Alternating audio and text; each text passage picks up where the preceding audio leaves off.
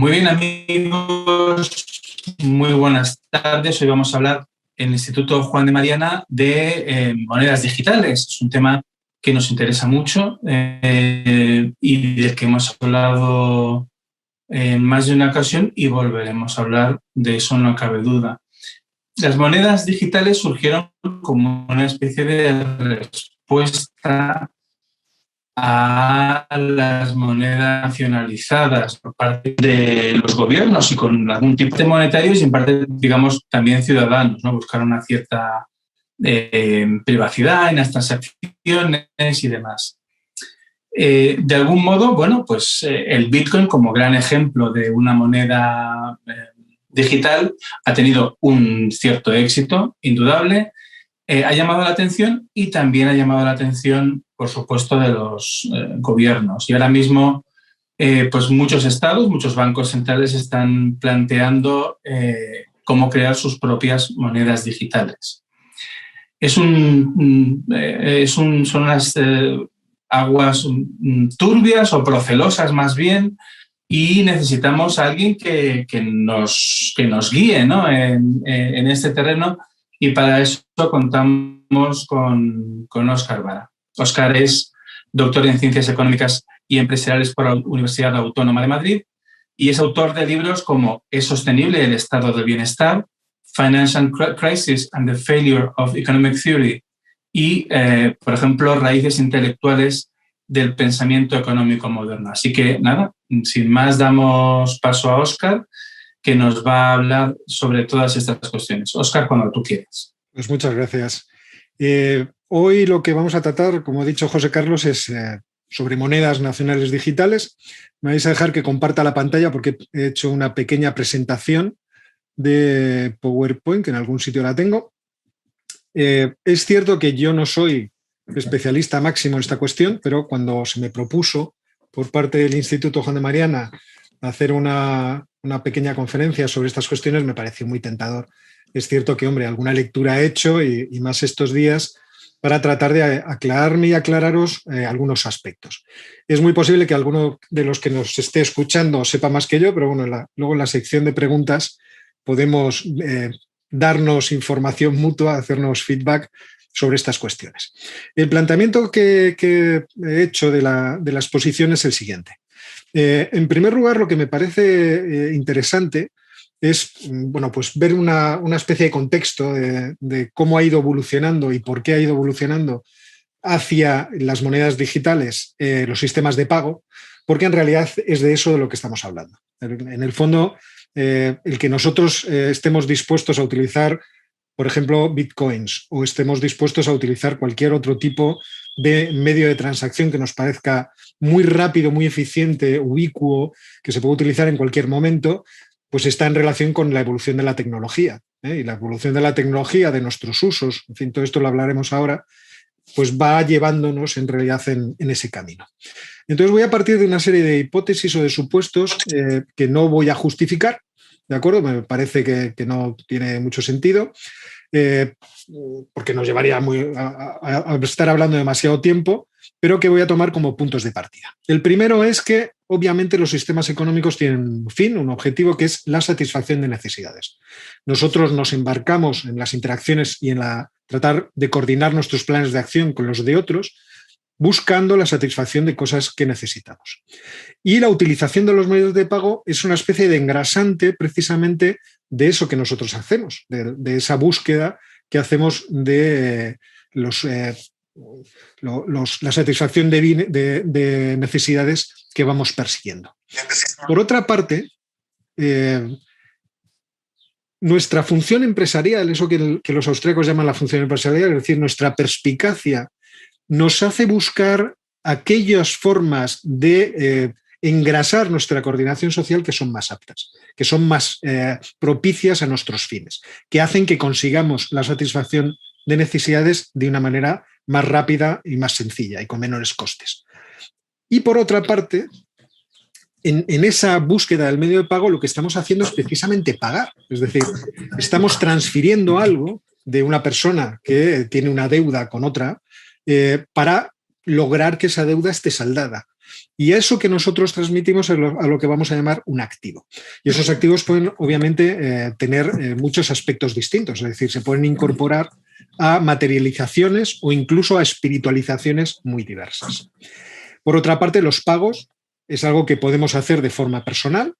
Yo puedo pagar directamente, no sé, comprar el periódico, o lo puedo hacer a través de un intermediario. Eso es precisamente lo que sucede cuando utilizo, por ejemplo, una tarjeta de débito. Y por otra parte, en los sistemas financieros modernos, esto que utilizamos como medio de pago generalmente es algún tipo de deuda. De hecho, en casi todo, de forma total, lo que utilizamos como medio de pago son deudas. Un tipo de deuda es el dinero que emite el Estado. El Estado, al fin y al cabo, cuando emite monedas y billetes, lo hace porque a cambio está adquiriendo deudas de alguien, o títulos de deuda pública o deuda de agentes económicos privados, y por lo tanto esos billetes y monedas que pone en circulación son representativos, entre comillas, del valor de esas deudas. Y por otra parte, los bancos comerciales, cada vez que crean dinero endógeno, es decir, cada vez que crean un activo financiero, al mismo tiempo que están ellos reconociendo que se endeudan con el agente económico al que le ceden ese activo financiero, están produciendo algo que depende de que el agente económico que ha recibido el depósito lo va a devolver, perdón, el préstamo lo va a devolver en algún momento. Quizá tenía que haber hecho una transparencia específica sobre esto, pero me vais a dejar que lo explique un poco mejor en un minuto. Los bancos sabéis que pueden prestar recursos que les son cedidos en forma de depósitos por sus clientes, o lo que pueden hacer es, cada vez que alguien les pide un préstamo, crear un depósito, una cantidad de dinero que en realidad es un activo financiero que ellos crean. Es decir, no es algo que ellos tuvieran previamente, pero de lo que tendrán que responder posteriormente.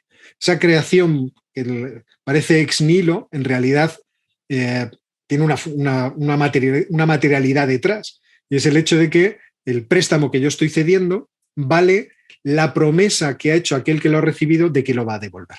Entonces resulta que en los sistemas financieros modernos, ya sea dinero fiduciario emitido por los bancos centrales o ya sean depósitos creados de forma endógena por los bancos comerciales, todo ello es deuda, son tipos distintos de deuda. Por otra parte, las formas que puede adoptar un medio de pago no son constantes a lo largo de la historia. Y no son constantes porque no tendría sentido que lo fueran. De hecho, la propia realidad histórica e institucional que van viviendo las sociedades es la que va conformando los tipos de medio de pago que la gente entiende que son óptimos para ellos.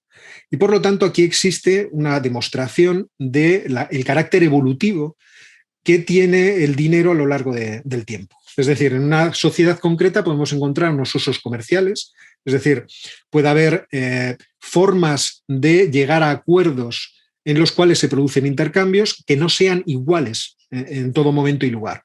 Si nos vamos, por ejemplo, imaginamos cómo son los acuerdos comerciales que se pueden establecer hoy en Ámsterdam, por ejemplo, estos son de carácter muy distintos a los que podían realizarse en el siglo XIII.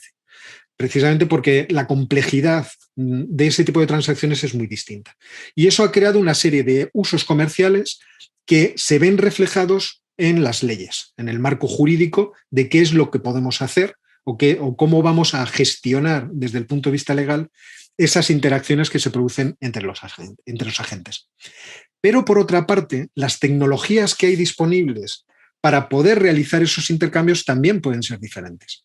Es decir, nosotros nos podemos encontrar con que las dificultades de comunicación entre agentes económicos a lo largo de una determinada geografía van a posibilitar o imposibilitar que se realicen contratos de un tipo o de otro. Y es por eso que el dinero, que es obviamente una solución muy eficiente para el problema del trueque, va produciéndose o va avanzando y va especializándose a medida que las circunstancias históricas van dando estas condiciones de posibilidad cambiantes que los agentes económicos toman como el paisaje nuevo en el que van a empezar a imaginarse cómo tienen que actuar. Es decir, qué planes de acción tienen que desarrollar, cómo pueden coordinar sus acciones con los otros agentes económicos, etc. Y en esto la importancia de los bancos en la historia de la humanidad ha sido muy importante, porque a medida que la actividad económica en las distintas sociedades se iba haciendo cada vez más compleja, en ese caso los sistemas de pagos también se podían ir haciendo cada vez más complejos. Y ahí surgen, bueno, ahí pongo bancos, pero podríamos decir, no sé, cualquier tipo de institución financiera, es decir, que realice algún tipo de actividad financiera, fueron especialmente importantes en facilitar los procesos de coordinación social. Es decir, el que una gente que quiere vender cualquier tipo de producto y una gente que quiere comprar ese producto logran encontrarse, llegan a un acuerdo y esos tipos de acuerdos además se realicen cada vez en mayor número y en mayor cantidad. Entonces, en Europa, por ejemplo, el desarrollo de los medios de pago estuvo muy relacionado con los metales preciosos que se utilizaban como dinero mercancía. Pero en otras civilizaciones, enseguida o de forma muy temprana, surge, por ejemplo, el papel moneda. O en otras surge en el negocio bancario antes el préstamo que, por ejemplo, el cambio de monedas, en este caso el cambio de metales preciosos que eran acuñados en un determinado reino por los que eran acuñados por otro, precisamente porque ese problema no lo tenían. Entonces, lo que sí sabemos es que esa mezcla, por ejemplo, en Europa, de dinero-mercancía, añadido a la creciente complejidad económica de las sociedades europeas, principalmente a partir del siglo XIV-XV, va produciendo innovaciones que podemos llamar tecnológico-financieras, aunque puedan parecer muy, muy ingenuas, como el billete bancario, la letra de cambio o el cheque, que por sí mismos empiezan también a producir nuevas dificultades. Es decir, la facilidad de poder transportar y ceder o utilizar como dinero estas innovaciones tecnológicas también van dando lugar a una expansión de la actividad económica. Y esa expansión de la actividad económica comienza a suscitar nuevos problemas. El que hubiera un banquero, por ejemplo, como Simón Ruiz en Medina del Campo, que hiciera mucho negocio, y otro, por ejemplo, en Génova, que quería venderle productos, que tenía clientes que querían vender productos en Medina del Campo, hacía que esos dos banqueros tuvieran que encontrar alguna forma de poder hacer que sus billetes bancarios pudieran intercambiarse. Y entonces ahí surge el problema de la compensación entre bancos, que puede ser entre dos bancos solamente, como el caso que os estoy exponiendo, o que a medida que se va complicando, porque los agentes económicos cada vez tienen más relaciones con más individuos en cada vez más países, pues entonces aparece la necesidad de realizar compensaciones de carácter multilateral. Y entonces los sistemas de pago se van haciendo cada vez más complicados, cosa que por otra parte no nos debe extrañar. Entonces, os pongo un ejemplo para que se entienda esto, espero que un poco mejor. En el siglo XIX, un medio de cambio muy habitual en los Estados Unidos era el cheque. El cheque podía ser nominal o podía ser al portador. Entonces, imaginemos que tenemos dos bancos situados en dos regiones muy distantes de los Estados Unidos y tenemos a dos agentes económicos que cada uno tiene una cuenta en uno de los bancos. El pagador lo tiene en el banco A, que es un banco de Dakota del Norte, ¿de acuerdo? Y luego tenemos a un beneficiario de ese pago, que es el individuo que ha vendido algo, que tiene una cuenta en un banco B, que es un banco de Georgia, ¿no? Por ejemplo, este está en Atlanta y el otro está en Bismarck, que es la capital de Dakota del Norte. Y entonces, lo que hace el pagador es sencillamente darle un cheque al beneficiario y el beneficiario tendrá que hacerlo líquido en algún momento. Pero el beneficiario tiene un problema, que es que está en Georgia. Y entonces, a la hora de depositar, de hacer líquido el cheque, pues va a su banco y lo deposita. Entonces, el problema para el banquero B es cómo hace para recuperar los fondos del cheque B que en realidad tendría que obtener a partir del banco A, pero el banco A está muy distante. Y en el siglo XIX lo que se empezó a crear es una red de instituciones corresponsales que mediaban entre los bancos que estaban separados en los distintos estados. Y podía haber no solamente una institución corresponsal, sino podía haber muchas. E incluso podía encontrarse las instituciones corresponsales que si directamente iban al banco que iba a ser el pagador final de aquel cheque, este les iba a cobrar una comisión. Y entonces podían tener incluso una red de instituciones corresponsales que estaban asociadas que le permitía hacer esa transacción sin un coste adicional. Claro, este tipo de mecanismo de compensación de pagos entre bancos era bastante complejo. Y es por eso que empiezan a surgir de forma también evolutiva instituciones que hacen el papel de cámara de compensación. Y aquí podríamos tener una institución o podríamos tener muchas instituciones, pero en origen todas estas instituciones eran privadas. Entonces, está claro que por economía de escala, el proceso de evolución de estos negocios financieros fue a ir pues, acumulando los distintos negocios que estaban fraccionados por toda la geografía e irlos concentrando o bien en uno solo, como por ejemplo sucedió en Canadá con el Royal Trust, o en consorcios de bancos que tenían esa función. Y aquí un gran salto hacia adelante lo produjo la tecnología, en este caso el telégrafo, es decir, el hecho de que en un determinado momento se podía hacer comunicación a larga distancia y por lo tanto las operaciones que se realizaban, con la que os he dicho, por ejemplo en Atlanta, en el estado de Georgia, podían ser transmitidas a lo que ocurría en Bismarck, en el estado de Dakota del Norte. Y en ese momento que van concentrándose estas instituciones y van apareciendo, también aparece, esta historia obviamente tiene mucho más apellido que esto que yo estoy contando de forma un tanto simplificada, bueno, muy simplificada, que es la visión por parte de los poderes públicos de la utilidad que puede tener hacerse precisamente con la función de la compensación de pagos entre los bancos comerciales. Y es cierto que una decisión política es la que va a empezar a crear estos bancos centrales, va a ir tomando, en algunos casos va a ir comprando, adquiriendo las instituciones que forman como, que hacen la función de cámara de compensación para ponerse ellos con una institución pública a realizar esas funciones. En principio, ¿por qué? Pues en principio porque existía un beneficio económico en realizarlo, es decir, el hecho de que yo pueda ser el prestamista de última instancia de todo el sistema financiero me da la posibilidad de ganar dinero con el señoriaje, es decir, yo emito el dinero el primero y por lo tanto obtengo de ello un beneficio económico, y por otra parte, por el enorme poder que implica el tener esa posición de privilegio dentro del sistema económico. Y entonces lo que aparece es que hay una institución en la que los bancos comerciales van a tener cuentas y en donde las operaciones de compensación se hacen de forma centralizada.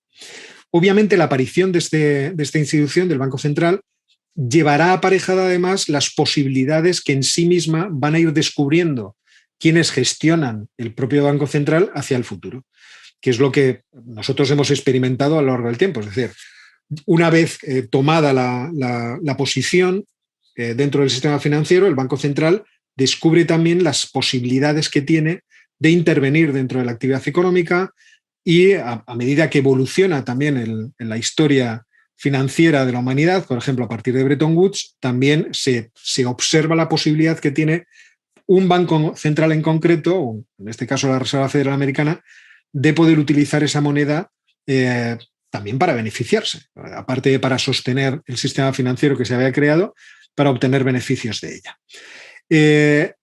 Una vez que hemos explicado esto de forma un tanto rápida, lo que tenemos que preguntarnos es, todos estos procesos, en realidad lo que tenían como objeto es hacer que los sistemas de pago fueran más eficientes.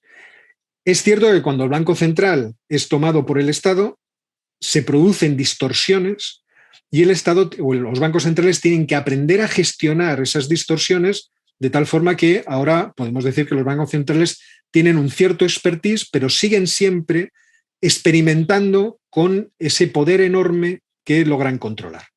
Y esto lo hemos visto en las crisis recientes, en la de 2008 y en esta, en la crisis del coronavirus, en la gestión que han tenido precisamente de la cantidad de dinero que ponen en circulación. Es decir, nosotros estamos desde el año 2008, en cierto modo, en un terreno ignoto, descubriendo qué es lo que puede pasar, y supongo que en el futuro además descubriremos parte de los riesgos que se han corrido con esas políticas novedosas y poco ortodoxas, precisamente porque estamos en territorio ignoto. Pero desde el punto de vista de cómo podemos observar si un sistema de pagos es eficiente o no es eficiente, ojo, no para decir que el Banco Central sea eficiente o no, sino para lo que voy a explicar a continuación de por qué surgen las monedas digitales, es bueno que nos fijemos en que la eficiencia del sistema de pagos tiene dos partes. Una parte es lo que supone la eficiencia desde el punto de vista de quien ofrece los medios de pago, y por otra parte, la eficiencia que supone para el que demanda los medios de pago esos medios de pago. Entonces, desde el punto de vista de la oferta, está claro que la infraestructura del sistema de pagos que se va construyendo, por ejemplo, a través de los bancos comerciales, a través de cámaras de compensación, etcétera, tiene un coste. Y ese coste podemos encontrarnos nosotros que puede ser distinto si lo que se está transaccionando como medio de pago es dinero en efectivo, es decir, algo que tiene una materialidad física, o algo que no tiene una materialidad física. Entonces, en el caso de que el dinero que se transmite, los medios de pago, sean efectivo, billetes y monedas, entonces esa gestión del efectivo tiene un coste. ¿Por qué? Porque el efectivo es algo físico. Es decir, pesa, ¿de acuerdo? Ocupa espacio, por lo tanto, hay un coste de transportarlo, de gastar energía en ello, un coste de custodiarlo. Esto es una realidad que tiene sencillamente por cómo es su esencia. Y por otra parte, si el medio de pago no fuera en efectivo, es decir, fuera un medio de pago electrónico, en ese caso también habría un coste de facilitar esa estructura de pagos. Y en este caso sería el coste de que yo tendría que organizar toda esa infraestructura para que fuera capaz de transmitir la información entre agentes económicos e instituciones financieras, y además que esa información fuera veraz y no estuviera sujeta a fraudes de ningún tipo. Entonces, el tratar de conseguir un sistema de pagos que sea eficiente tiene que pasar primero por el problema de cuáles son los costes que implica el constituirlo. Y desde el punto de vista de la demanda, que también es muy importante, los agentes económicos tendrán que juzgar si ese sistema de pagos les es útil a ellos, es decir, si reduce sus costes de transacción. Es decir, cuánto tiempo consume la gestión del dinero. Si es dinero en efectivo, para mí tiene un coste. Tiene el coste, por ejemplo, de ir a obtenerlo, tiene el coste de tenerlo encima y que me puedan robar, tiene el coste de almacenarlo. Este tipo de cosas también son importantes. Cuanto más se facilite al agente económico la ubicuidad, el anonimato, que ese medio de pago sirva a todas las funciones que tiene el dinero, es decir, que sirva como medio de pago, como depósito de valor y como unidad de cuenta, con más facilidad será capaz el agente económico de demandarlo. Entonces, fijaos que ya solamente dicho esto, vemos que a los que organizan las infraestructuras de pagos les interesaría ir a formas de medios de pago que sean cada vez más espirituales, es decir, que no estén atadas a un medio físico. Y en cierto modo a quienes los demandan también, porque va a facilitar todas esas características que el agente económico va a valorar como facilitadoras para él de la obtención de sus objetivos, de los fines que va persiguiendo. Cuanto más fácilmente y de forma más barata el medio de pago sea capaz de cumplir con el objetivo de coordinar mis acciones con los de los demás, entonces con más facilidad voy a demandar ese medio de pago. Entonces, esa eficiencia del sistema de pago se mediría por la facilidad de realizar los pagos en el tiempo y en el espacio, y que vendría por la coordinación en realidad de lo que hacen aquellos que ofrecen la infraestructura del sistema de pagos y aquellos que demandan esos medios de pago. Y es por esto por lo que se ha ido produciendo una transición a los sistemas de pagos digitales, es decir, porque existe una naturalidad en que esto sea así. Al margen de otras consideraciones, ¿de acuerdo? No me voy a meter aquí en las polémicas de la reserva fraccionaria, pues no es el objetivo, pero existe una naturalidad en que al mismo ritmo que va progresando la tecnología en la transmisión de información y se va facilitando que los agentes económicos puedan transmitir información en tiempo real a grandes distancias, se vayan produciendo sistemas de pagos que efectivamente van utilizando lo electrónico en una cantidad o en una dimensión cada vez más grande. Entonces, los sistemas de pago, los sistemas de pago electrónico en este caso, lo que han estado es luchando por conseguir que los medios de pago que van a ofrecer tengan una serie de características que van a ser ellos entienden, las que van a demandar los agentes económicos. Una característica muy importante para los agentes económicos es la confidencialidad. Es decir, el hecho de que al realizar transacciones, esas transacciones no sean monitorizadas por alguien externo. Es decir, que yo pueda mantener el anonimato en ellas. Esto lo conseguíamos con el dinero líquido muy fácilmente, porque sencillamente es algo que yo transmito a otra persona y no queda constancia en ningún sitio de que he realizado esa transmisión. Y los sistemas de pago digitales han intentado crear posibilidades de que esto fuera así.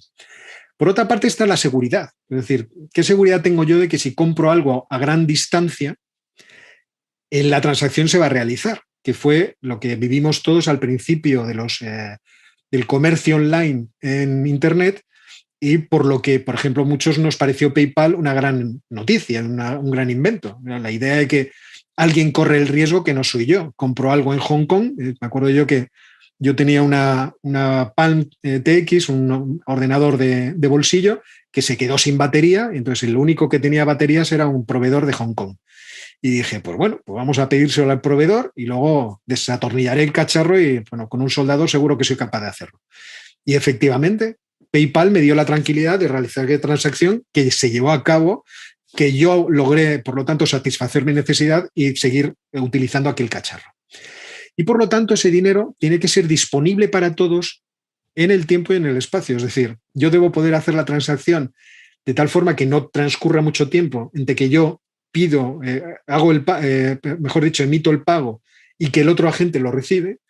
Y por otra parte, esto de que sea ubicuo y yo pueda hacer transacciones con alguien que está en Hong Kong, pues es obviamente una gran ventaja y ayuda a la coordinación de planes de acción a nivel global.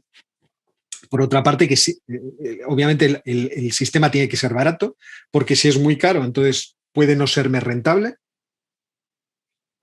Y entonces volvería a otras alternativas que no son electrónicas. Y por otra parte, tiene que ser flexible en el sentido de que nunca sabemos exactamente a qué se tiene que adaptar el sistema de pagos, a qué tipo de evolución de los usos legales o propiamente dicho de la tecnología va a tener que adaptarse el propio medio de pago. Entonces, todas estas características han ido siendo cumplidas por las transacciones electrónicas. Un ejemplo muy claro de hasta dónde pueden llegar es lo que ha estado sucediendo en China.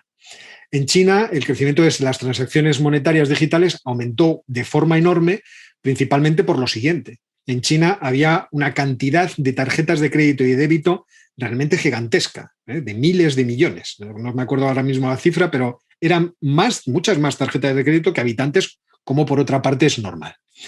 Esto era una gran comodidad para los clientes, pero sin embargo suponía un coste para los comerciantes. Los comerciantes se encontraban con que tenían que proveer un sistema tecnológico de comunicaciones, en algunos casos inalámbrico, es decir, los famosos cacharros estos con los que nos cobran con las tarjetas, y por otra parte les cobraban una comisión por poder engancharse al sistema financiero, al intermediario financiero correspondiente, al banco correspondiente. Y esto a los comerciantes no les gustaba nada. Por otra parte, llevar dinero líquido suponía un gran coste de transacción en China porque el billete más alto tenía un valor muy bajo. Y eso obligaba a los individuos, cuando tenían que realizar transacciones muy grandes en dinero líquido, a llevar grandes cantidades de dinero consigo. ¿Qué solucionó esto? Pues esto lo solucionaron las grandes empresas tecnológicas. El hecho de que tú podías utilizar un código QR y utilizando tu móvil, el cliente era el que proporcionaba toda la infraestructura necesaria para la conexión. Hasta el punto de que, como veis en esas fotografías, los mendigos en China utilizan también los códigos QR para poder conseguir dinero. Porque un móvil lo tiene todo el mundo. Entonces, tú lo único que tienes que hacer es ir con tu aplicación, por ejemplo, de Tencent o de Alipay, tomar el código QR, aceptar la transacción y entonces se hace directamente la transferencia de dinero sin necesidad de que haya más que un móvil que sea el móvil del cliente. Claro, estos avances, que son obviamente que proporcionan una gran comodidad, hacen que los pagos móviles vayan creciendo y que la expectativa sea que los agentes económicos utilicen de forma creciente para pagos pequeños los pagos con el teléfono móvil o con algún tipo de cartera digital en la cual se puedan acumular medios de pago. Y aquí surge un peligro muy evidente para las instituciones financieras. Y el peligro muy evidente es que las grandes empresas tecnológicas que se han apuntado a que se realicen pagos dentro de sus plataformas pueden llegar a crear esas operaciones de que un agente económico pague a otro sin necesidad de que esa transacción salga de la plataforma de la empresa tecnológica. Es decir, sin necesidad de que haya un banco o un intermediario financiero involucrado. En el caso de las empresas occidentales como Apple Pay o Google Pay, estas utilizan generalmente un intermediario, pero en el caso de las empresas chinas esto no era así. Y como apuntaba el Bank of International Settlements, la ventaja que tienen las Big Tech respecto de los intermediarios tradicionales financieros es muy grande. Ellos utilizaron, como ya sabéis, como les gustan los acrónimos, pues el DNA o el ADN, podría haber puesto yo, de las Big Tech. Dicen, claro, cuando un agente económico está dentro de una plataforma de este tipo, además en China que hay plataformas que cubren, por así decirlo, todas las demandas de las redes sociales, no solamente el intercambio de bienes, sino también la interconexión social o la interacción social, entonces nosotros vamos dejando mucha información, vamos dejando muchos jirones de nuestra piel en las redes sociales. Y entonces se puede aprovechar para hacer análisis de Big Data y conocer muy bien a los clientes, cosa que los bancos comerciales no pueden hacer. Por otra parte, como las relaciones no solamente, las relaciones de comunicación que proveen estos servicios no son solamente económicas, sino que son de otro tipo, entonces la cartera de bienes o de servicios que se pueden ofrecer al cliente son mucho mayores que solamente las financieras. Y por otra parte, la gran cantidad de agentes económicos que vienen, que acuden voluntariamente a estas plataformas, hacen que los agentes que pueden vender, los oferentes, también sean atraídos en el momento que hay una gran concentración de individuos haciendo lo que sea dentro de Internet. Entonces, todas estas ventajas han hecho crecer mucho a estos negocios.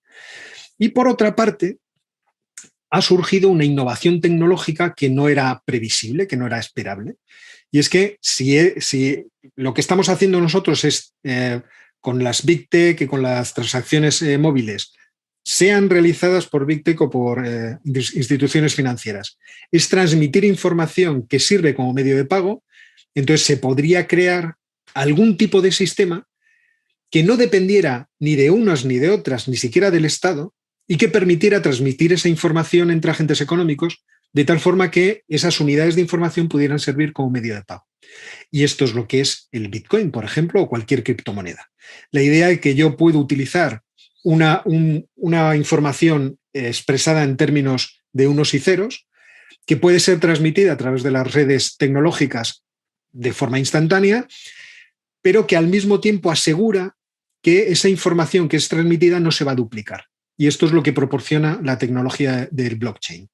El miedo a que, como sucedía en Star Trek, cuando te desintegran para teletransportarte, pues no te teletransporten a 5 sitios distintos una vez que se ha tomado la información original. Entonces, el blockchain lo que hace es evitar o prevenir la posibilidad de la duplicación de esa información.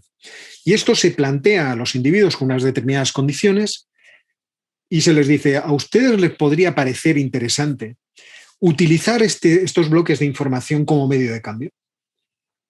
Fijaos que en este sentido, las criptomonedas lo que hacen en cierto modo es volver atrás en el tiempo. Todo ese progreso que nosotros hemos hecho de ir creando medios de pago utiliza la tecnología más reciente para devolvernos al principio a una especie de bien mercancía, en el que se dice, aquí hay una cosa, que es información, que puede ser transmitida y no duplicada y que precisamente por la cualidad de no poder ser duplicada y por una cualidad adicional, y es que su cantidad va a estar fija, podríamos utilizar y podríamos valorar usarla como medio de pago. Y esto es una cosa sorprendente, porque de repente tenemos una realidad que efectivamente interrumpe dentro de la evolución que ya había tomado en sus manos el poder público y las instituciones para crear algo que no depende de instituciones, es decir, es una información que no se crea por una institución, sino de forma, en cierto modo, pasiva por un algoritmo, y que nos puede simplificar la evolución o el cálculo de cuánto va a valer en el futuro, siempre y cuando sea adoptado de forma generalizada como medio de pago. Y es precisamente en este punto donde las criptomonedas tienen su mayor problema. Y lo vemos con la evolución del Bitcoin. Es decir, lo que hemos visto hasta ahora en la evolución del Bitcoin es cómo sufre una especie de crisis de juventud en el que los agentes económicos entienden que puede tener un valor, que puede tener una utilidad, pero lo utilizan de forma que en realidad no es un medio de pago, sino un bien especulativo. Vamos a apostar a que su valor va a crecer en el tiempo.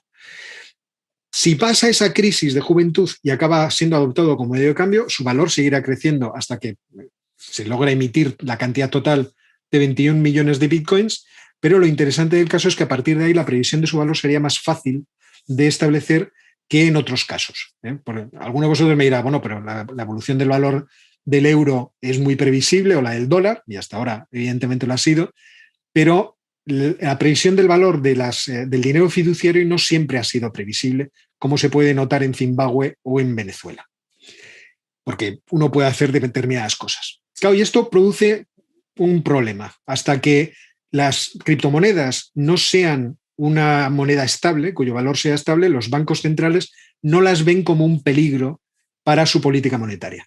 Pero las Big Tech sí que son un peligro para la política monetaria. De hecho, todas estas operaciones que se hacen a través de empresas tecnológicas en China llegaron al punto de que los comerciantes no querían aceptar dinero líquido. Y el gobierno chino tuvo que recordar que el yuan es una moneda de curso legal y forzoso y que por lo tanto es aceptable para saldar deudas sí o sí. Quiera usted o no lo quiera. Si alguien le presenta para pagarle una deuda dinero de curso legal, tiene usted que aceptarlo. Entonces, esto es una cuestión interesante.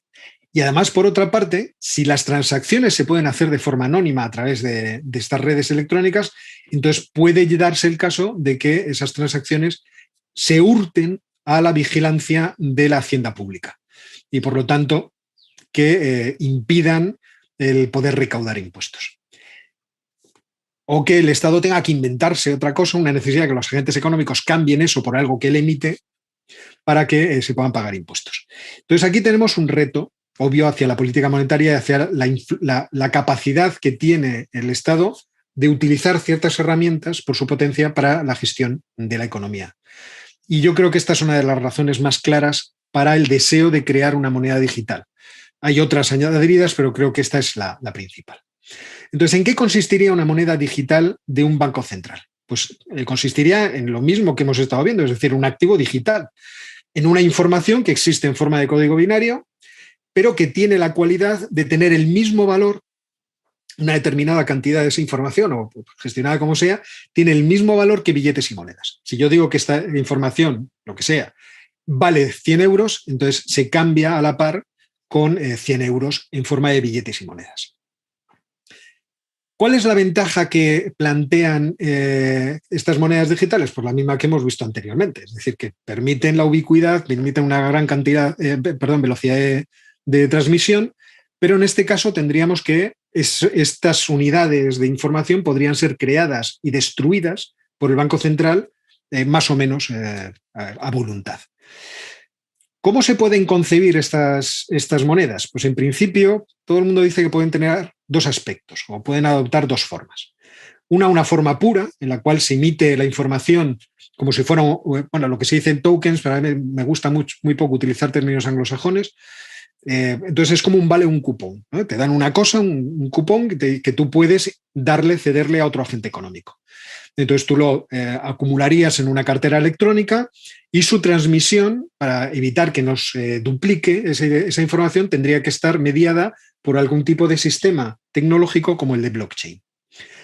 Y por otra parte podríamos tener sistemas híbridos. ¿Qué quiere decir esto? Pues que, como veis aquí en este gráfico que tengo ya aquí a la derecha, el Banco Central puede emitir estos activos financieros respaldados por deuda pública, por ejemplo, que haya adquirido con ellos. Entonces se ceden a un determinado intermediario financiero que es el que se va a encargar de transmitirlo a los agentes económicos para que los agentes económicos se intercambien entre ellos.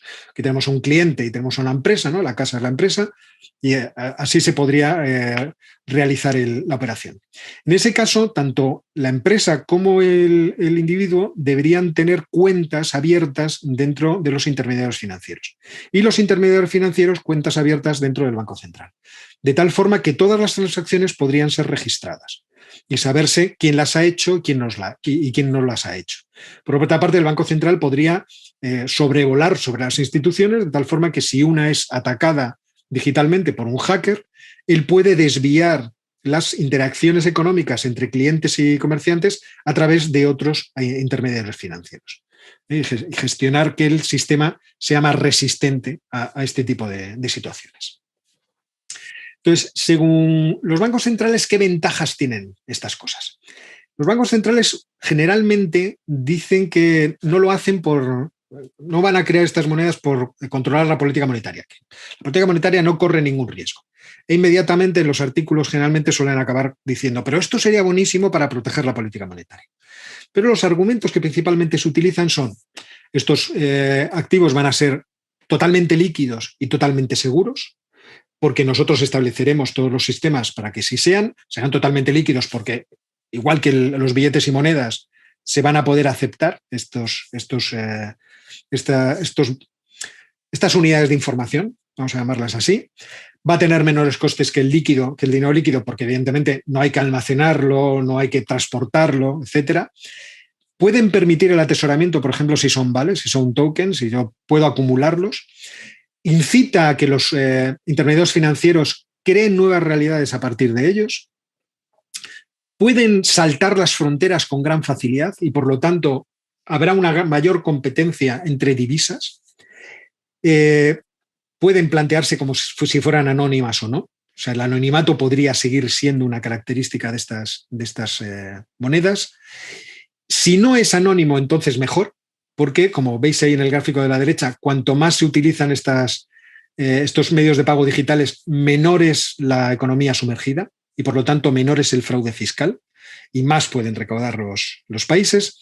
Y, por otra parte, acaban siempre reconociendo que tiene una gran ventaja, y es que si el Banco Central ofrece una moneda electrónica que sea estable, cuyo valor se mantenga a lo largo del tiempo, es decir, sea una stablecoin, antes de que lo consigan las criptomonedas, entonces interrumpirán su implantación, porque la gente preferirá tener un dinero público a tener un dinero privado.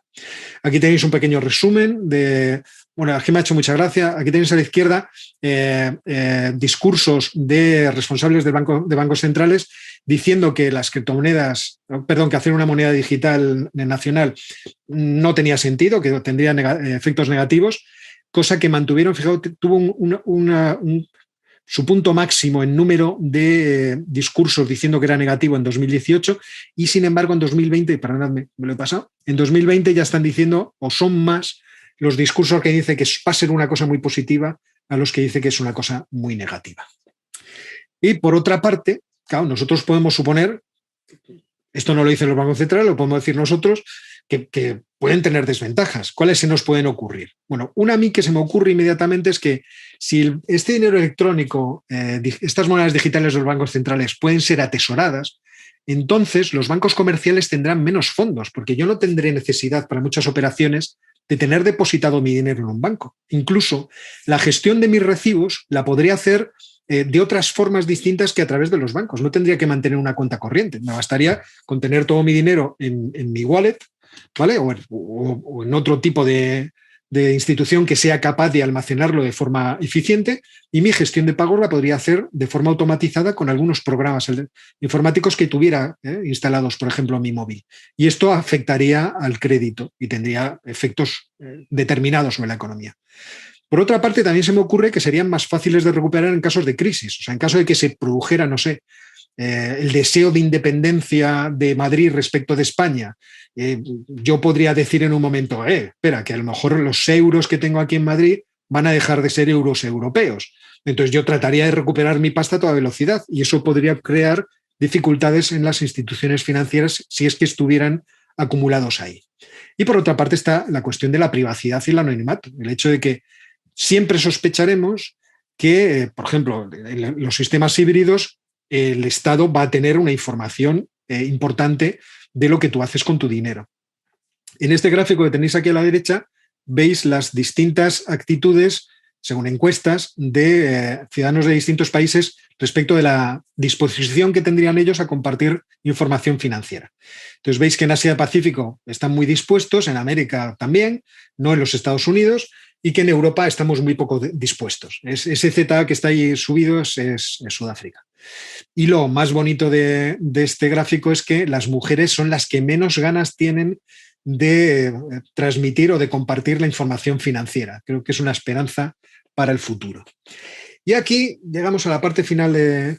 Voy a intentar hacerlo rápido porque tenía que haber terminado ya, pero si me dais 5 o 10 minutos, vamos al ejemplo claro. Es decir, la moneda que está ahora en ciernes y que va a tener una gran potencia va a ser el yuan electrónico, que va a ser un activo digital emitido por el Banco Central, el Banco Popular de China, de tipo híbrido. Y como dicen, va a ser una moneda con 2 repositorios y 3 centros, es decir, va a haber una sola moneda digital.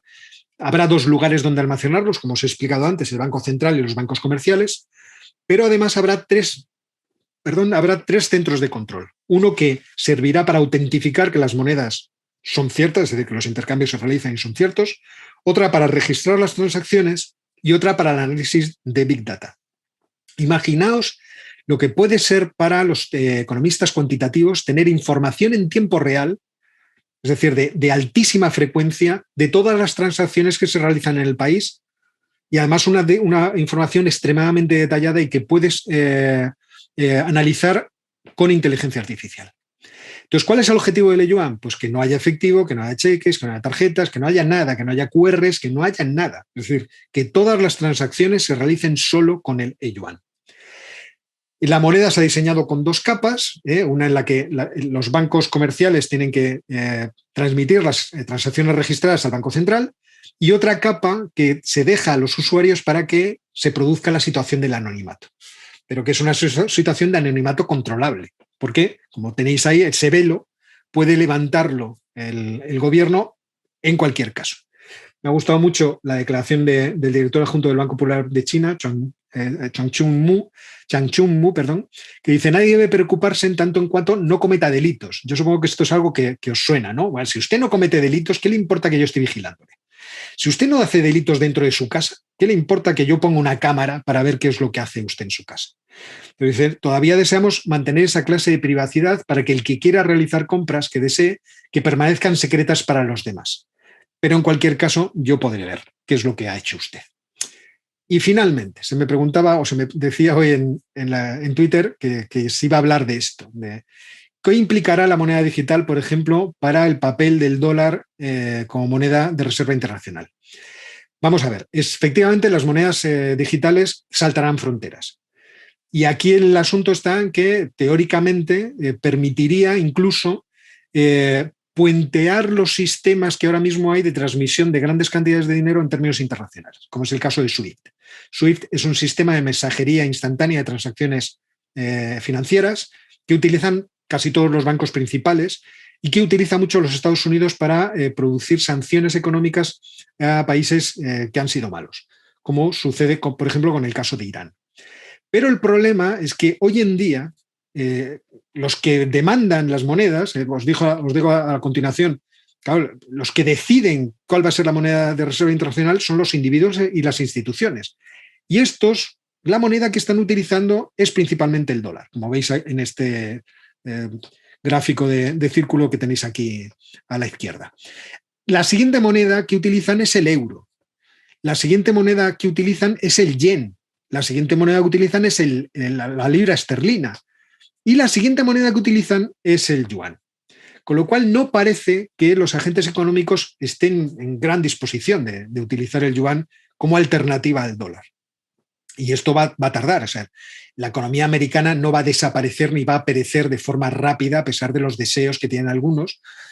Cuando ven que China emerge y que Rusia pisa otra vez con cierta fuerza y surgen poderes multilaterales, en fin, la economía americana sigue siendo una economía de la pera, sigue siendo muy potente. Entonces, no podemos pensar en eso. Lo que sí es cierto es que China está haciendo todo lo posible para tratar de crear una infraestructura de sistemas financieros internacional que logre puentear eso. Y por eso ha creado un sistema de pagos alternativo el Cross Border International Payment System, en el cual pues, inmediatamente los no alineados, Turquía, Rusia, Irán y todos los países que están opuestos ideológicamente, vamos a decirlo así, a los Estados Unidos, pues se han unido, ¿no? Y también está incorporando China a muchos países de la ruta de la seda, en los cuales ya sabéis que realiza grandes inversiones. Pero a día de hoy, casi el volumen de transacción que se realiza a través de CIPS es muy pequeño, es muy pequeño. Entonces, ya veremos cómo evoluciona hacia el futuro. Es verdad que las cosas están en trance de cambiar y todo está cambiando, pero no está visible a corto o a medio plazo una sustitución del dólar precisamente por eso, por el e-yuan. Entonces, además hay que recordar que ya la Reserva Federal ha encargado al MIT que haga un análisis de cómo debería ser una un dólar electrónico que pudiera hacerle frente a las otras monedas. Además, el dólar cuenta con una gran ventaja, que es, como digo, ahí las economías de escala. Es decir, el hecho de que de las tradicionales ventajas o características que debe tener una moneda de reserva, y que, bueno, todos las estudiamos en un famoso artículo del año 84 de Paul Krugman, siento decir de Paul Krugman, porque Paul Krugman antes hacía cosas interesantes, y tiene artículos que son muy buenos, de verdad. Por eso le dieron el premio Nobel. Bueno, pues uno de los aspectos en los cuales, por así decirlo, se enraiza la potencia del dólar es en el hecho de la facturación. El hecho de que las facturas, casi todo el mundo que se dedica al comercio internacional las hace en dólares. Entonces es una forma muy eficiente y poco costosa, que reduce mucho costes de transacción, utilizar el dólar para calcular cuánto valen los bienes intermedios que yo tengo que comprar para realizar mi producción. Entonces, como eso es así, pues la gente utiliza el estándar. Y una vez que el estándar está consolidado, es muy difícil el poder acabar con él. Eso pasó con el VHS frente al sistema 2000 de vídeo, pasó con los ordenadores con Windows respecto de los sistemas operativos de Apple, y en este caso también sucede. Añadido que no es el caso, o sea, quiero decir, el dólar sigue teniendo una gran utilidad para estas cuestiones. Y bueno, pues me he pasado de tiempo, pero hasta aquí es la exposición. Ya no tenía que decir yo nada más. Voy a dejar de compartir la pantalla porque supongo que es lo que me toca hacer. Y bueno, pues estoy a vuestra disposición para lo que queráis. Muy bien, Óscar, pues muchísimas gracias. Es un asunto complicado, pero la verdad es que lo has explicado de una forma que parece casi fácil, ¿no? O sea que te lo agradezco. Tenemos varias preguntas. Voy a empezar por las preguntas que tienen que ver específicamente con el tema que nos has traído, ¿no? Natalia Martín Fuentes pregunta lo siguiente. Muchísimas gracias por la conferencia. Quería hacer un par de preguntas al profesor. La primera es, ¿cree que las CBDC pueden llegar a alterar la posición relativa de los países en la arena internacional? Vamos a ver, eso es un poco lo que estaba diciendo al final. Natalia sabe mucho más de teoría monetaria que yo, lo tiene todo mucho más fresco. Yo creo que es posible en el siguiente sentido. Ahora mismo estamos en un mundo que está cambiando hacia una multipolaridad que no sabemos exactamente en qué va a terminar. Pero es cierto que sí, perseveramos en el proceso de globalización y en el libre comercio a nivel internacional. Muchas naciones van a adquirir una posición de progreso económico que no habíamos imaginado. Esto lo hemos visto, obviamente, en el caso de China, que por las condiciones que tiene, pues su crecimiento ha sido muy rápido, extraordinariamente rápido, pero lo vamos a ver en otras partes del mundo. Es decir, el sudeste asiático va a sufrir un gran crecimiento, creo yo, en los próximos años. Lo que es la ASEAN nos va a dar grandes sorpresas. Y creo que otras naciones, si logran encontrar un camino político que sea más pacífico y que sea más estable, también lo harán. Turquía también lo hará.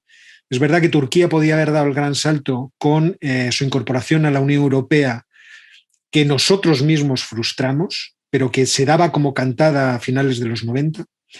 Entonces vamos a ver cómo van a emerger muchas pequeñas potencias. Y si se generaliza el uso de las monedas digitales, las CBDC, como ha dicho ella, de las monedas digitales nacionales, entonces habrá una competencia, habrá una mayor competencia en el mundo sobre ellas. Entonces tendremos una mayor capacidad de decidir ¿qué tipo de reserva internacional nos interesa más, por ejemplo, como Banco Central? Pues algo parecido a lo que pasó cuando teníamos el Bullion Standard, el Bullion Gold Standard, se fue al Gold Exchange Standard, y bueno, pues distintos países fueron tomando como reserva para sus bancos centrales distintos tipos de activos según lo que podían hacer. Y entonces ahora va a haber, creo yo, que si esto se generaliza, que vamos a ver si se generaliza, pues habría mayor posibilidad de decisión. Si se saca el yuan, el dólar sacará una versión electrónica precisamente para obturar la posibilidad de que la capacidad de elección de una moneda transnacional electrónica fácil de transmitir y además respaldada por una gran economía le pueda hacer frente a ella. Entonces, va a ser interesante. Yo no creo que lo vaya a trastocar todo, pero ofrecerá posibilidades distintas y muy entretenidas seguro.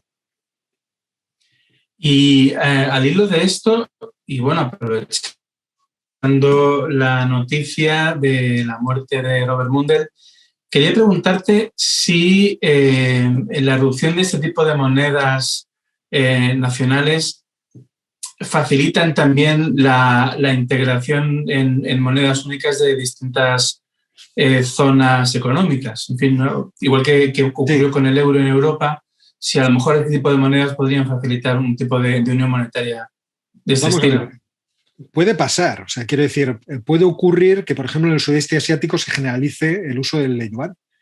Pero por eso digo que países como Vietnam, por ejemplo, que están en un proceso de expansión y de crecimiento, además muy sorprendente en los últimos tiempos y que se ha venido favorecido por la guerra comercial entre China y los Estados Unidos, no sé si les interesaría que su soberanía monetaria estuviera en manos de China. Y entonces seguramente reaccionarían tratando de ofrecer ellos a sus ciudadanos algún otro tipo de medio de cambio.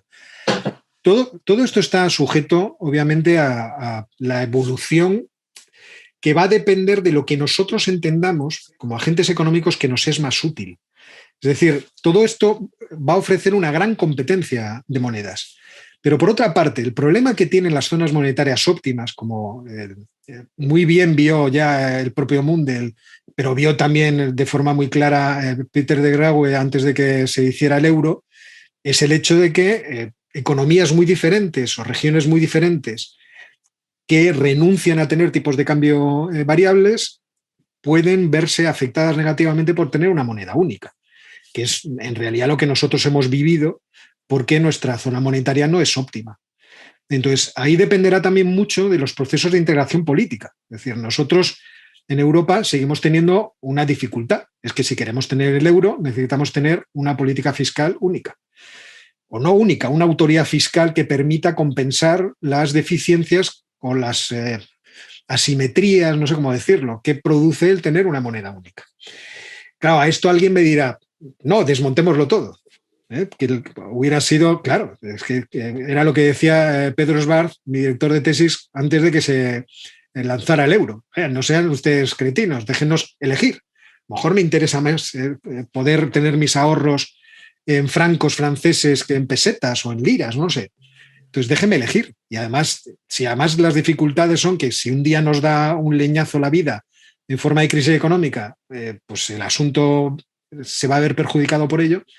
Entonces, yo creo que el ir a una moneda única hay que tomárselo con cierto cuidado. Pues la experiencia europea lo dice. Entonces, el sitio que me parece a mí que sería más fácil que pasara eso que tú dices sería el sudeste asiático y no creo que se dejaran. Fíjate lo que te digo. Porque sería caer demasiado en las manos de China y China tiene una política bien expansionista. Estoy de acuerdo. La segunda pregunta de Natalia, en cierta manera lo has respondido, pero te la traslado de todas maneras y es, ¿qué opinión le merece que los Estados Unidos parezca apenas interesado, mientras que China está ya en una fase de experimentación con el yuan, como nos has explicado? Bueno, has dicho ya que a lo mejor si China da un paso adelante es posible que Estados Unidos responda en el mismo sentido, pero bueno, no sé si tienes algo más que añadir. Vamos a ver, es que seguramente en Estados Unidos están viendo que ese paso tiene riesgos. Es decir, lo que yo antes comentaba de que se pueden producir bank runs, es decir, que la gente haga más frágil la posición financiera de las instituciones bancarias porque pueden ir a por sus fondos con mayor facilidad. El hecho de que pueda haber perturbaciones para los sistemas crediticios a lo mejor ha sido valorado de forma... No lo sé, o sea, aquí habría que ver cuál es la literatura. Yo he de reconocer que en esto no soy un especialista, pero a lo mejor eso han valorado esas posibilidades y por eso lo ven con más precaución. Y han encargado primero el estudio previo al Departamento de Economía de MIT, hacerme unos modelos, miradme cómo puede funcionar esto, y a lo mejor, oyes, incluso saben mejor que los chinos qué efectos van a producir. Porque hay que recordar que China también tiene un interés adicional en crear esta moneda. O sea, además de poder controlar todos los medios de pago, además de poder intentar puentear el sistema financiero internacional en cierto modo en manos de los Estados Unidos. Una tercera vía es que pueden controlar incluso el comportamiento de sus agentes económicos, de sus ciudadanos. Es decir, si yo tengo información acerca de en qué gasto todo mi dinero, cuándo lo gasto, de qué forma, cuáles son mis pautas, puedo hacer hipótesis incluso acerca del comportamiento de mis ciudadanos, de cómo son. Puedo incluso plantearme, anticiparme a sus acciones. Y todo esto es muy peligroso, pero en China tiene una coherencia. Y por lo tanto, yo entiendo que China corra en este sentido y los demás no tengamos especial prisa. Ahora, si en algún momento el yuan sorteara todo tipo de fronteras y pusiera incluso en peligro la posibilidad de que los Estados Unidos influyeran en el comportamiento de otros países, entonces yo creo que como herramienta estratégica no sería raro que se lanzaran a ello. Pero soy muy mal adivino, ¿eh? Yo mis predicciones... De hecho, veo... sí.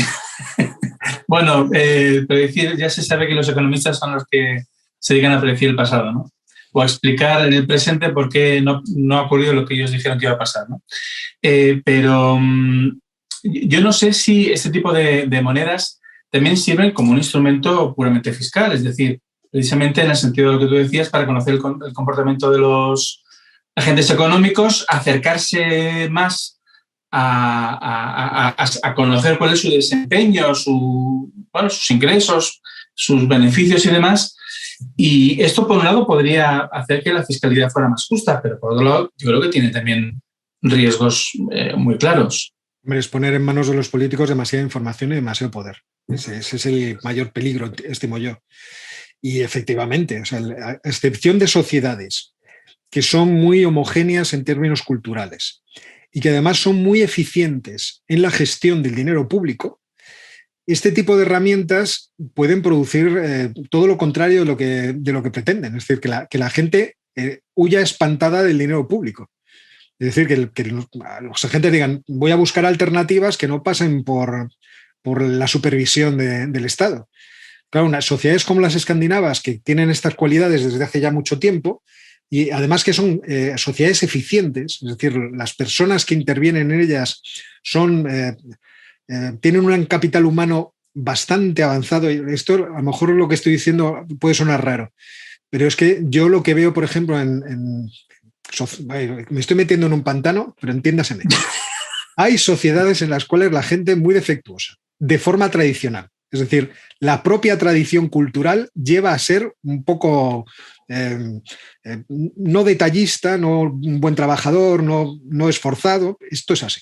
Y hay otras sociedades en que la tradición cultural presiona a la gente para que no lo sea. Se les exige un grado de productividad y de eficiencia bastante alto.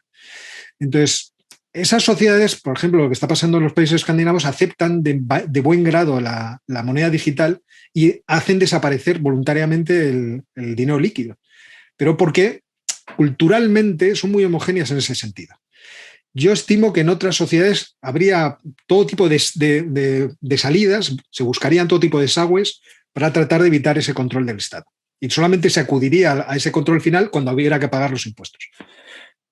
Estimo yo. Pero vamos, como es todo lo que estoy diciendo ahora en los últimos momentos, es ciencia ficción. Pero sí, claro, es que esa es la herramienta. La herramienta es controlar fiscalmente y lo terrible sería controlar también el comportamiento de los ciudadanos. Estoy de acuerdo. Bueno, esas diferencias que dices que hay entre distintas sociedades es un poco la visión que expresa Thomas Sowell cuando él habla de cultura, habla de esa cultura material o esa predisposición, ¿no? a tener cierto tipo de comportamientos frente a otros. Hay más preguntas, ya no relacionadas exactamente con el tema de hoy, pero bueno, temas cercanos. Por ejemplo, Ulises pregunta, ¿el carácter deflacionario del Bitcoin no es una dificultad a la hora de su adopción como medio de pago? Y añade, ¿serían más deseables para este fin monedas digitales que fueran inflacionarias? Vamos a ver, es verdad que la cuestión de que sea deflacionaria es en principio un problema, en el sentido de que es difícil adoptar como medio de pago un medio de pago que va incrementando su valor constantemente. Pero por otra parte, el hecho de que sea deflacionaria de forma transitoria, pues hay que tener en cuenta que, o sea, pongamos la hipótesis más fantástica. Imaginemos que todo el mundo acaba adoptando el Bitcoin como su medio de pago. Eso querría decir que los 21 millones de Bitcoins lograrían expresar el valor de todos los bienes y servicios que existen y que van a existir en el mundo. Entonces, desde ese punto de vista, esa cantidad fija pues, variaría su valor respecto de todo lo que hay, dependiendo de la utilidad de todo lo que hay hubiera, pero lo reflejaría perfectamente. Entonces, no habría política monetaria en el sentido de que nosotros podríamos valorar adecuadamente cómo varían los precios de unos bienes respecto de otros y, por lo tanto, los empresarios tendrían una información, unas señales de qué es lo que tienen que hacer más claras que ahora mismo con los bancos centrales interviniendo para hacer que el precio del dinero sea siempre fijo.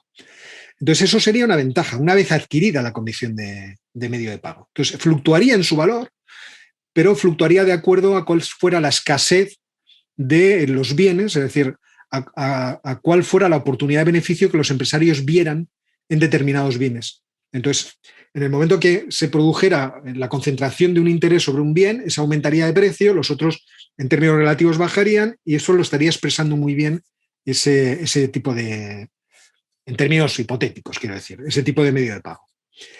Pero hasta que lo consiga, ahí tenemos algo que es ambivalente, creo yo. Por una parte, la gente no utilizará como medio de pago algo que va creciendo de valor, pero si va creciendo de valor, la gente tendrá cada vez más interés en el Bitcoin. Entonces lo irá adoptando o lo irá utilizando cada vez en mayor cantidad. Yo preferiría una moneda de valor estable, que no fuera inflacionaria, porque el hecho de que sea inflacionaria tiene sentido cuando es emitido por el Banco Central. Pero el caso de que yo tuviera un bien mercancía que es inflacionario y va perdiendo de valor, pues no tendría mucho sentido. O sea, iría a buscar otro bien mercancía que no le pasara ese problema. Entonces, yo lo pondría en esos términos, en los términos de que es su aspecto deflacionario es algo que juega a favor y en contra de que sea medio de pago hasta que sea medio de pago y a favor de que sea medio de pago porque invita a tenerlo. Es decir, mucha gente se ha metido en él precisamente por su incremento de valor. Antes ni le hacían caso. Pero en el momento que repuntó dicen, espera, aquí existe algo. Y ese algo me interesa. Y eso es lo que da la posibilidad de que se convierta en un medio de pago. Además, se convertirá. Sí, está claro. Además, estaría interesante.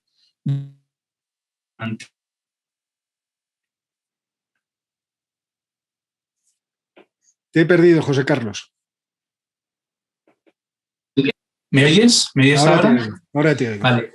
Decía que también esta idea interesante de que si una moneda mantiene su valor, incluso incrementa su valor con el tiempo, el consumidor simplemente manteniendo la moneda en su poder, pues va adquiriendo. No es como la inflación, que se ve obligado a soltar la moneda enseguida. Bueno, tenemos una pregunta más, que es la siguiente.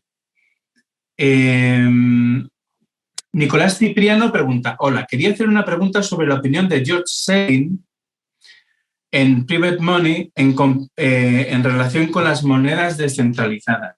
Y dice que el autor es crítico con las monedas digitales al no verlas como private money. No sé qué piensas. Realmente no. Siento decir que no he leído lo último de... Yo tampoco, yo no lo he leído. Pues no puedo responder, la verdad, no lo sé. No, tengo que ser humilde ahí. Es verdad que a Selgin le sigo en Twitter, pero los últimos artículos de su blog de Altm no los he leído. Entonces no sé cuál es su posición sobre el Bitcoin y cuál es su argumento. Así que yo siento no poder satisfacer esa curiosidad. Lo malo es que ahora me la ha metido a mí y seguramente tendré que ir a verlo exactamente qué dice Selgin para tenerlo más o menos claro. A mí me ha pasado lo mismo. Digo, bueno, pues voy a tener que ir al libro de Selgin. Yo he leído algún libro suyo, pero este no. Entonces, no, realmente yo tampoco puedo responder a nuestro amigo. Hay una pregunta más que yo creo que se sale un poco del tema, pero bueno, yo te lo voy a hacer de todas maneras. La pregunta dice, ¿la adopción de un impuesto mínimo sobre la renta corporativa global propuesta por Janet Yellen no podría provocar una fuga de capital a metales o a monedas digitales? Bueno, no sé, no veo la relación así inmediata. Ya, por eso...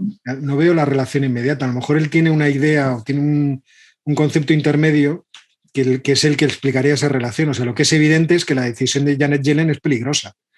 Y es peligrosa, primero, para la asignación de recursos de las empresas multinacionales americanas, a las cuales, en fin, está, no sé, obligando a alargarse completamente y desvincularse completamente de los Estados Unidos y sacar sus sedes de allí, o a tener que pasar por un aro que me parece especialmente peligroso. O sea, si la cosa es, ¿cómo decir? Si la ocurrencia de Janet Yellen es una ocurrencia para solventar un problema transitorio, el problema transitorio del coronavirus y de obtener más fondos para enfrentarse a él, me parece una mala idea.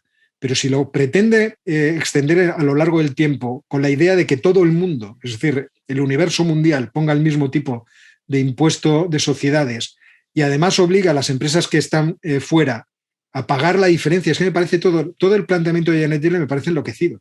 Y no entiendo muy bien, o sea, tengo que meterme más a verlo. Pero no veo la relación, esa es la verdad. O sea, ahora mismo no se me ocurre la relación de cómo puede afectar esto a decisiones adheridas de hacer fugar mi dinero a unos tipos de activos que sean sólidos o que yo pueda esperar que su valor va a incrementarse por esta decisión. Ahora mismo no se me ocurre esa relación, la verdad. A mí tampoco. Hay una petición que nos hacen y que te traslado. ¿Sí? Dicen, ¿podéis compartir el PDF de la presentación, por favor? Sí, el PowerPoint, yo os lo transmito para que...